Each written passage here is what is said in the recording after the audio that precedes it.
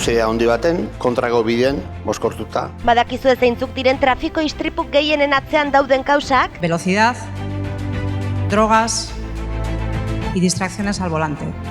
3 hiltzaileak. Kotxe horik talka bat egin da ondoren, hola bukatzen. Esto es real, un despiste, y pasa. Errealitate golpe bat izan da. Beharrezkoa, oso dinamikoa. Asko gustatu zait. Oso gogorra, zabaldu ostaz begiak. Todas las historias han sido muy conmovedoras.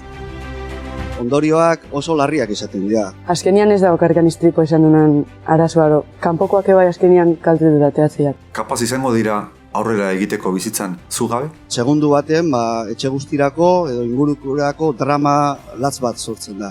Guk hausnarketa bat iteko bali izan digula ustet. Pertsona bat benetan hori bizi izan duna parian okitata kontauta askoz errexuriste zaigu barroa. Pero más importante que las estadísticas, los números, es que detrás de cada accidente hay al menos una historia, la historia de una víctima. Yo mi lesión no sé por qué fue, si fue solamente por el golpe o se agravó cuando me cogieron a pas. Y sin embargo a mi madre nunca nadie le ha considerado una víctima. Como estaba bien físicamente. Es súper importante saber este tipo de riesgos que puede haber en la carretera, porque al fin y al cabo están en el día a día. Jakin behar den gauza da kontzientzia hartu behar dugu.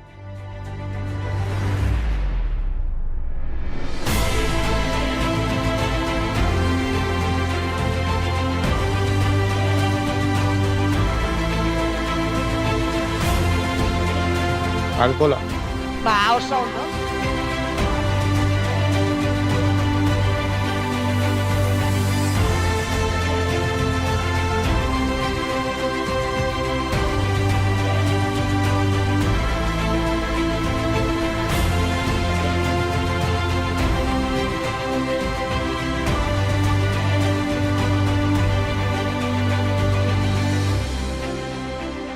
Iruditeate oso ideia ona itie streaming bidez. Gustaiate asko, ze izen da beste modu bat originala, eta egon da oso ondo prestaute eta ikusi da egon da lan bat horren atzien.